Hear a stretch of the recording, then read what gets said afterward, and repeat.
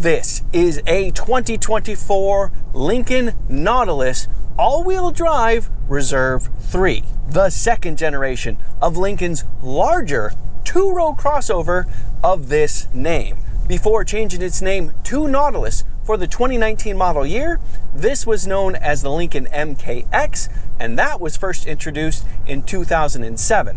By the way, it is effectively carryover for the 2025 model year, a few tweaks to packages and paint colors, things like that.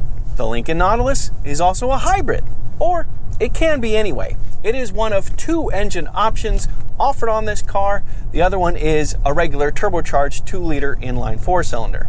The 2024 Lincoln Nautilus is offered in 3 trims: Premier, Reserve, and Black Label, making this Reserve actually the middle of 3 trims offered. But let me assure you, this thing is very well equipped. By the way, you can get the regular engine or the hybrid in all 3 trims of Nautilus. Being really well equipped is nice, but the only thing I really want to know is how well does it drive? Let's find out. I review all kinds of cars and I have fun every time. Please subscribe and join me. The base price for a 2024 Lincoln Nautilus Premier is $51,810. Jumping up to the Reserve raises that price to $56,145. And as I mentioned, my test car was really well equipped and cost $68,150. Briefly, the prices for 2025 model years did go up a little bit. I will go ahead and put up those prices for the Premier and the Reserve 2025 Lincoln Nautilus right now. Okay, with that, now is a good time for me to pull over and show you around and inside and under the hood of this brand new Lincoln Nautilus. Looking at the front of the car, it's easy to see that this is a massively different design. First of all, we've got this big and bold grille that's very three-dimensional. It's got these little Lincoln emblem shaped patterns popping out of a diamond shape. Otherwise, a lot of this grille is actually fake. It's blanked off right here, but there are openings in the center right here. But this is all blanked out, and a lot of around the perimeter is all blanked out as well. But that's not the coolest feature about this. Coming from these headlights, which are LED by the way, you have this light beam that goes right across to the center, and the illuminated Lincoln logo is right there. Big, bold, loud, and proud. It does look really nice at night. Here, let me show you. The hood itself also slopes down on the side and meets the front quarter panel right here at the top of the headlights, and then has a nice bend right here, and then ridges on either side, and then it actually dips down a little bit in the center, converging a little bit on the Lincoln logo. But while the hood is nice, what's underneath it is much more interesting. Well, there it is, your turbocharged 2-liter 4-cylinder hybrid engine, transversely mounted or side to side like that.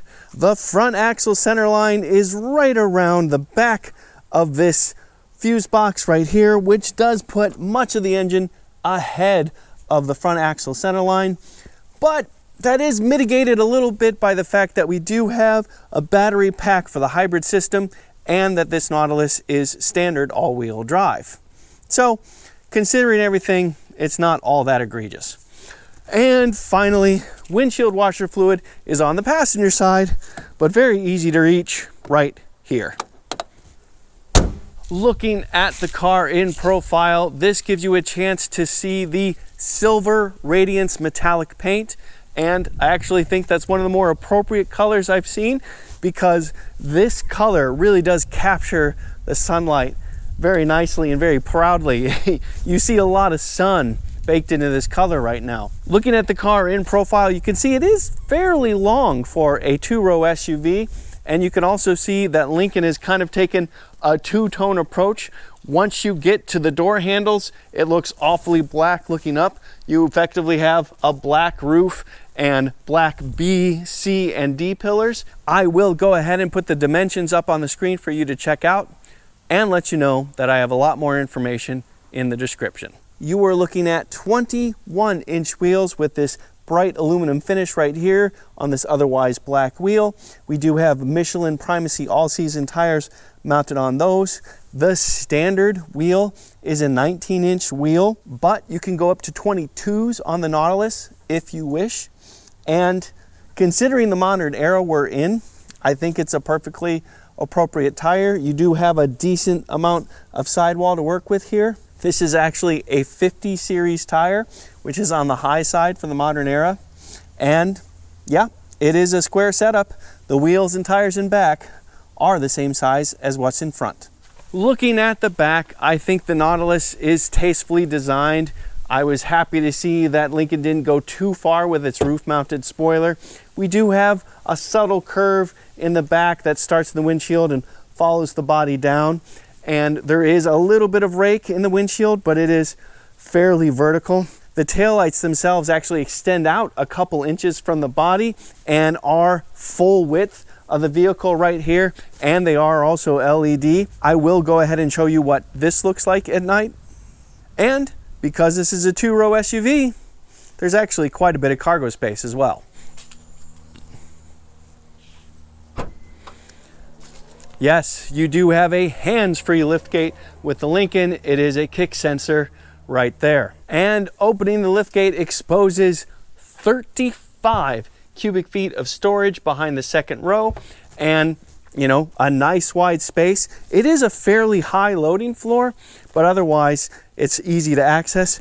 And under the floor, you do have an actual spare tire. It is a compact spare right there. And there are a couple more small compartments if you wanted to store some extra stuff. And if you need more than 35 cubic feet of storage and only need room for you and a passenger, that is incredibly easy to do. A couple pushes of a button, and then remove the seat belts and give them just a little bit more encouragement. And you have 69 cubic feet of storage.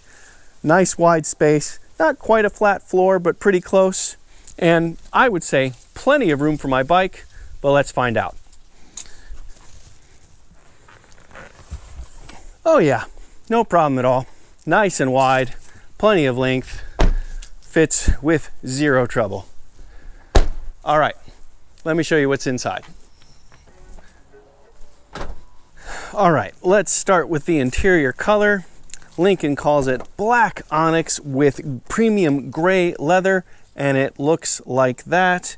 It's all fine. I believe this is the gray premium leather, and this is the black onyx. I do like this lighter color cross stitching we have here, and I do like this metal kick plate down here. And if you look right here, you see we have controls for heated rear seats for the two outer seats, and that is actually standard equipment. I am 5 feet 11 inches or 181 centimeters tall, and as you can see, I have plenty of knee room. Also, the seat bottoms are pretty darn high, so I have good thigh support. Despite the fact that we have a panoramic moonroof, I do still have headroom, and I also have a much less than 90-degree bend in my knees. And of course, I do have a center armrest with cup holders and a nice little storage spot as well. So yeah, this is a perfectly comfortable space for adults, first or second row. Because this Lincoln has something called the Reserve 3 package, it comes with some higher end stuff, mainly these super fancy high-end seats with lots and lots of controls, lumbar support, seat up, seat back, but also individual thigh support adjustment right there. These seats are also heated, ventilated, and massaging. We do also have a higher end stereo as a result called Revel, and something Lincoln calls Rejuvenate, which includes a battery of things, mainly some scent canisters, which you can see vents for right here. They're housed right here, and that fills the cabin with a few different scents if you're interested. The door itself shows the two different interior colors right here, as well as some polished metal right here, as well as the usual controls you'd expect to see, and more speaker boxes and things like that. We do have a nice Lincoln kick plate right down here, some controls to the left of the steering wheel, and electronically controlled adjustable tilt and telescope right there. You may have noticed this big sensor right here as well, and the camera picks up a couple of red dots on occasion. That is the sensor for Blue Cruise. Blue Cruise is Ford's answer to General Motors Super Cruise, and the Lincoln Nautilus comes with it as standard equipment. You might also have noticed this kind of oval, oblong shaped steering wheel. That is something that takes a tiny bit of getting used to, I have to say, but it's partially because we also have this massive 48-inch panoramic display right here. And that's in addition to a perfectly reasonable size 11.1-inch center display right there. That is what is really something in this Nautilus. Of course, I'll show you more of that in just a moment. Push button start is right here. And there is the 48-inch panoramic display all lit up. And as you can see, it's basically split in two right down the middle. This side is effectively your instrument cluster and some extra space. You can see Google Maps there if you want. And then this side has three different sections on its own, which is easy to adjust. I'll show you that in just a minute. There is the 11.1-inch center display lit up, and it is currently in the settings screen right there. And you can see there's a lot of adjustments that are easy to make. It does include the usual things. You do get wireless Apple CarPlay, wireless Android Auto. You do also get Google Maps and Google Assistant. Just beneath that, you see that we have a dual zone climate control system, and that the front passengers get heated and ventilated seats, and the driver gets a heated steering wheel as well. The Prindle is beneath the center display. It is a push button Prindle right here. Beneath that, we have our volume knob and power button right here, and then some other individual controls right here. Beneath that, we have a wireless smartphone charger, a couple of cup holders right here, and a nice little tray with a USB Type-C and USB Type-A port right there. Beneath that, we do have more storage, two more USB Type-C ports right here, and a cigarette style charge port right there. All right, let's talk about this big panoramic display right here. It's actually pretty darn easy to adjust. Starting here, go to settings, display, and you see we have touchscreen beep, touchscreen offset. We have different themes, and you can choose among 4 different themes. This one right here is Engage. I'll quickly show you the others. Constellation, Tranquil, and Inspire. But if you go beneath the settings to this button right here, this shows you this section of the display. And you can choose among all these different things that you want to put up there and the order. So first of all, I just have clock, weather, and fuel. I can just move them around like this, and they move around like that. Really nice. Or I can adjust them. Let's say I'd rather have tire pressure than fuel. That's real easy to do. Really simple. I can also press this button right here. That's the settings for this. I can turn on calm mode. What that does is turn most everything off. So that entire half of the screen goes dark, and this stays pretty minimal. I can also decide whether I want Google Maps to show up or not. It would display right next to the speedometer right there. Finally, let's talk drive modes. You can access drive modes from here as well. They're right here, but we'll push this button right here to get to normal, excite, which is basically sport, conserve, slippery, and deep conditions. And this car is equipped with adaptive shock absorbers, so it's not just powertrain adjustments for the drive modes. We will spend most of our time in the normal driving mode, but we definitely will poke around with excite and conserve. Hopefully I'll have no reason for slippery or deep, but the only way to find out is to get back to the drive. So let's get back to the drive. All right, let's dig into the powertrain. Where does 310 horsepower and 295 pound-feet of torque come from? Well, predominantly it's from a turbocharged 2-liter inline 4-cylinder engine, but the hybrid does get help from a 134 horsepower electric motor. That motor sits inside the casing of this continuously variable transmission that the hybrid is attached to. Going hybrid, by the way, does add $2,000 to the price of a 2025 Lincoln Nautilus. If you instead decide to stick with the standard engine, that is still a turbocharged 2-liter inline 4-cylinder engine, but with no help from electricity. It makes 250 horsepower and 280 pound-feet of torque, and you get an 8-speed automatic transmission bolted up to that one. Regardless of which engine you choose, power is then sent to all 4 wheels. Every single Lincoln Nautilus is all-wheel drive. And like I mentioned, Lincoln does offer both powertrains in all 3 trims of Nautilus, and they expect to see a roughly 50-50 split between hybrid and non-hybrid SUVs. And so far, I have to say, I'm pretty happy with this hybrid experience. If I just floor the throttle, it takes a moment, but then I get really good pull.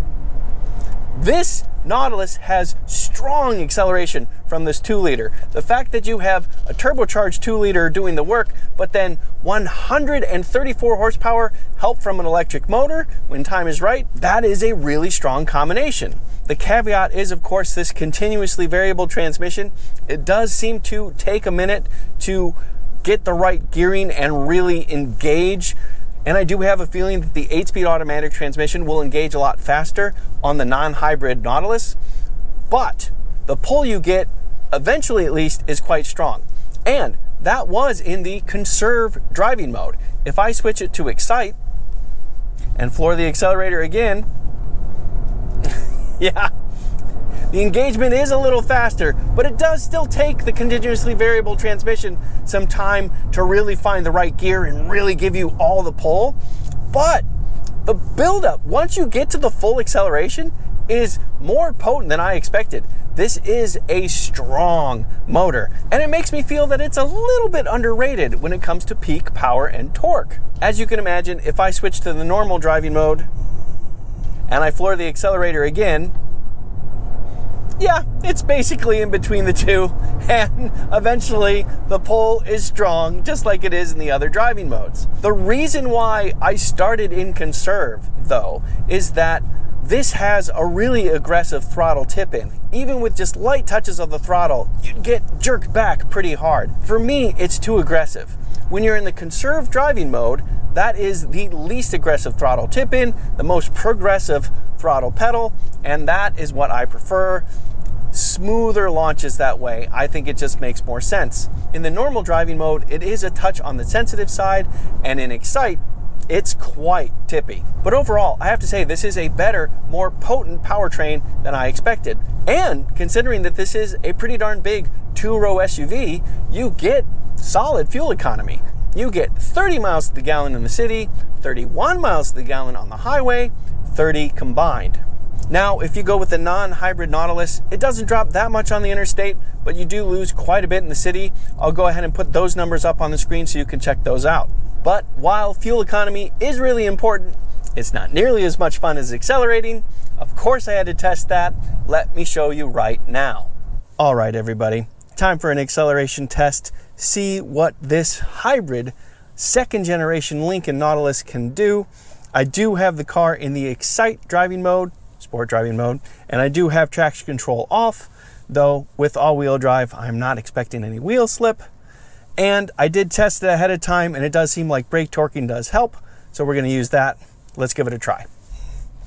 Okay. Coming to a complete stop. Foot on the brake. Gas. Okay, off the brake. Hope. Okay. Oh, there we go. Oh, nice. Okay. Wow. Oh, okay. Wow. That is much better than I thought. So you get kind of a soft initial launch, kind of eases into it, but then the power keeps building and building and building. And because it's a continuously variable transmission, you're just slowly changing the ratio. So as you get to the power peak, you just kind of hang out there and you get more and more pull. So as you accelerate further and everything engages into place, it actually gets better. It's a little bit on the soft side to launch. Without using brake torquing, it's even a little softer, but yeah, once all the power's there, the potential's there for really good acceleration in this hybrid Lincoln Nautilus. All right, let's dig into the chassis. Of course, you do get a 4-wheel independent suspension here. It is struts up front and control arms in back, which is nice. The more common is a multi-link suspension in back, but oftentimes the multi-links are trying to mimic control arms anyway, so that is a perfectly reasonable suspension geometry to have. In fact, the preferred one in many ways. And in this Reserve, we do also get adaptive shock absorbers. It's not just the powertrain that changes when you change drive modes. You do get a firmer ride in Excite as well. But I have to say, it's not a firm, sporty, exciting ride even in Excite. It does quite easily soak up all the bumps and lumps in the road with no problem. And while body control isn't great, it's not bad. It does control its body reasonably well. It doesn't feel underdamped in most situations. It just feels comfortable. What it doesn't feel is athletic, other than, I must say, a straight line. Another thing you probably wouldn't think of at first when you look at this Nautilus is towing, and that's probably just as well. You can tow in the Lincoln Nautilus. If you get the towing package, you can tow up to 1,750 pounds. That is a pretty light load for a vehicle this size. It's more than nothing, but it's not much more than nothing. Another big part that makes this ride pleasant is that this is a nice and quiet cabin. It's well isolated.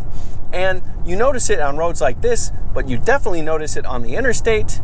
And also, you have Blue Cruise. So of course I had to test all that out. Let me show you that right now. All right, everybody. Time for a quick stint on the interstate. See how this Lincoln Nautilus feels on the open road. We do, of course, have several driving aids, but we also have Blue Cruise, which is Ford's answer to General Motors Super Cruise, as standard equipment on the Nautilus. So we'll basically be trying that out, see how that feels. Okay, getting up to speed. Cruise control is set to 78 miles an hour to go with traffic, and Blue Cruise is on, so my hands are off the wheel, and they're gonna stay off the wheel. Now, I am going to briefly try to show you what I can see on my side of the 48-inch screen, but I have to be very careful because this sensor right here, that looks at me, and if I'm not looking at the road, it's gonna shut off Blue Cruise. So I'm going to be brief, but I will show you what I see, because I do also see 1 lane's worth of driver assist settings, so it shows me what the car sees. As you can see, we're going through a curve right now. My hands are off the wheel, and it's not perfectly centered, but it is managing traffic on either side, and it does deliberately try to keep you off to one side of the lane if it sees a bigger vehicle on the right side, a semi-truck or whatever. So it was doing that. Now it's pretty well centered, and I'm going to briefly try to show you what I can see. So I'm doing it off to the side, so hopefully it doesn't disrupt the camera, to show you what it sees on the road. This isn't quite as good as Super Cruise in the sense that Super Cruise will change lanes totally on its own. Blue Cruise asks for you to signal that you want a lane change first. Now you could argue that is a plus in the sense that you have more control over what lanes the car chooses. It's kind of 6 of one, half dozen the other. But we will do a lane change. So I'm telling it I want to do a lane change. It is open. And yep, it's showing me that it's changing lanes right now, and it's done. So turning the signal off. That is really easy. It is one small layer more work you have to do as the driver with this system, but emphasis on the small. More fundamentally, the engine is very much in the background here. You can't hear much of any engine noise. You do hear a little bit of tire noise, but not much. And wind noise is actually fairly well muted as well. I'm pleasantly surprised with how little noise is entering the cabin. This is definitely premium SUV levels of quietness in the cabin. I'm quite happy to hear that or not hear that. Considering everything, this would make a fantastic road trip car. You get decent fuel economy, 30 miles to the gallon on the highway. You have a nice and quiet cabin, and it's spacious enough for 4 adults to be sure. All right, so what do I think of this brand new 2nd generation Lincoln Nautilus? I love the way it looks. I think Lincoln knocked it out of the park when it comes to styling. I think the new front fascia is bold, I really love what they did with the lighting. I think the fact that the Lincoln logo is illuminated in the center is a nice touch. And I love that both the front and the rear lights have full width lit beams going across. That's a really nice touch.